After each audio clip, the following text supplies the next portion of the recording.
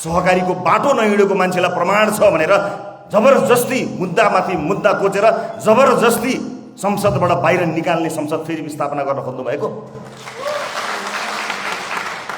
Visit भिसाका नाममा दिनमा लाखौं कमाउनेहरूको विरुद्ध आयोग गठन गर न, छानबिन गर न भन्दाखेरि आवाज नसुनेर माइक काटिदिने संसद पुनर्स्थापना गर्न खोज्नु भएको।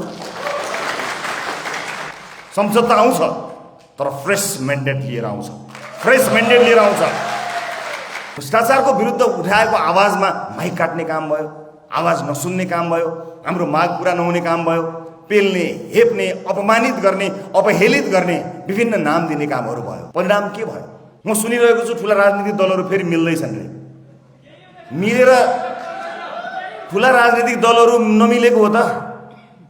जुन संसदबाट मलाई जबरजस्ती बाहिर निकालियो 2 घण्टामा सूचना टाँसेर, त्यही संसद फेरि बिउताउने भनिरहनु भएको छ। उहाँहरू 22 बिउताउने भन्नुभएको छ।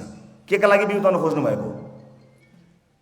एउटा जेलमा परेका बालबालिका, आमा बुवाका बालबालिकालाई वर्षौंदेखि पालन पोषण गरेर आउनुभएकी इन्दिरा राणा जस्तो समाजसेवीलाई मानव तस्करको आरोप लगाउने, पाप गर्नका लागि फेरि बिउताउन खोज्नु भएको। सहकारीको बाटो नहिँडेको मान्छेलाई प्रमाण छ भनेर जबरजस्ती मुद्दामाथि मुद्दा कोचेर जबरजस्ती संसदबाट बाहिर निकाल्ने संसद फेरि स्थापना गर्न खोज्नु भएको।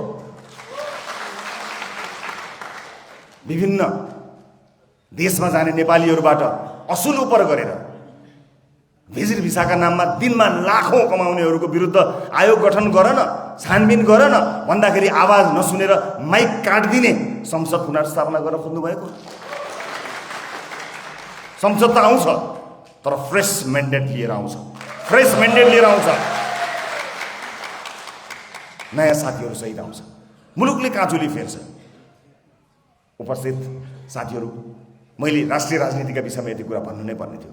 जहाँसम्म आजको यो समारोहको आजको यो विषय छ, दामोदर सरलाई म धेरै धेरै धन्यवाद दिन चाहन्छु। सुरुवाती दिनदेखि जुन ढङ्गले तपाईँले यसलाई सहजता गर्नको निमित्त अग्रसरता लिनुभयो, साँच्चै नै त्यो एउटा अभिभावकको भूमिका थियो।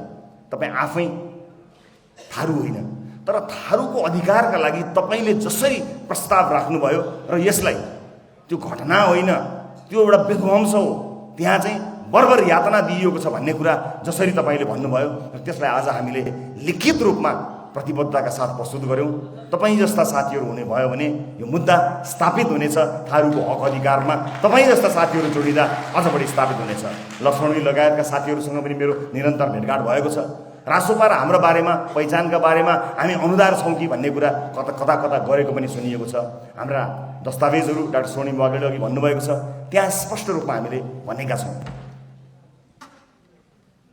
पहिचानको विषयलाई लिएर कुनै पनि, चाहे अल्पसङ्ख्यक, चाहे थारू, चाहे मुस्लिम, कुनै पनि दलित, उनीहरूको पहिचानको विषयलाई लिएर त्यसलाई राजनीतिको रोटी सेक्ने मुद्दा मात्र बनाउने कुराको मात्र हाम्रो विरोध हो। पहिचानको विरोधमा हामी कहिले पनि छैन। वास्तविक पहिचान भौगोलिक हिसाबले, सांस्कृतिक हिसाबले, धार्मिक हिसाबले जहाँ जहाँ गर्व गर्नुपर्ने ठाउँहरू छ, रासोपाले गर्वका साथ त्यसलाई डकुमेन्टेड गरेको छ। र आज हामीले गरेको सहमति र सम्झौताको अक्षरश पालना गर्ने जिम्मेवारी तपाईँ हाम्रै हो। र पार्टी सभापतिका रूपमा तपाईँले विश्वास गरेर, आफ्नो भएको रहेको घरबाट विश्वास गरेर हाम्रो घरमा आउनुभएका तपाईँलाई परिवारका रूपमा न्यानो स्वागत गर्ने कुराको म प्रतिबद्धता व्यक्त गर्न चाहन्छु। नयाँ राजनीतिक दल हौँ, पार्टी खुलेदेखि नै विभिन्न आक्रमणमा परेका छौँ। राज्य लाग्यो हामीमाथि, हाम्रो पार्टीको नाममा मुद्दा लाग्यो, चुनाव चिन्हमा मुद्दा लाग्यो, सभापतिमाथि मुद्दा लाग्यो, निरन्तर खेपि नै रहेको छु। यसका बावजुद पनि हामीले हाम्रो यात्रालाई रोकेका छैनौँ। यहाँहरू आएर हाम्रो यो यात्रा अझ बढी समृद्ध हुनेछ, हामीलाई विश्वास छ।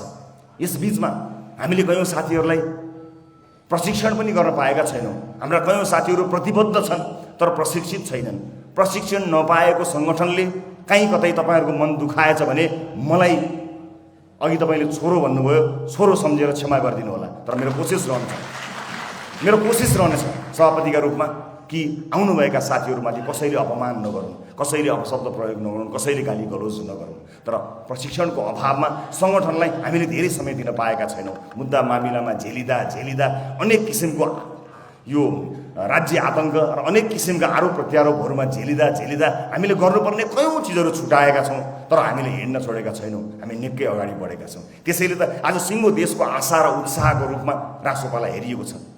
आज देश निराश भएका बेलामा, चुनाव हुन्छ कि हुँदैन भनेर चिन्ता भएको बेलामा रासोपाको पछिल्लो समय गरिएका सम्पूर्ण क्रियाकलापले, सहमतिहरूले के स्पष्ट पारेको छ भने अब देशमा केही हुन्छ भन्ने कुराको सञ्चार मानिसहरूमा बढाएको छ। त्यो आशा आजका लागि महत्त्वपूर्ण कुरा हो र यसैमा टेकेर तपाईँहरू हामी सबै साथ मिलेर हामी यसलाई गन्तव्यसम्म पुर्याउनेछौँ र अन्य विभिन्न नयाँ र होनहार साथीहरूलाई जोड्ने क्रम निरन्तर अगाडि बढाएका छौँ।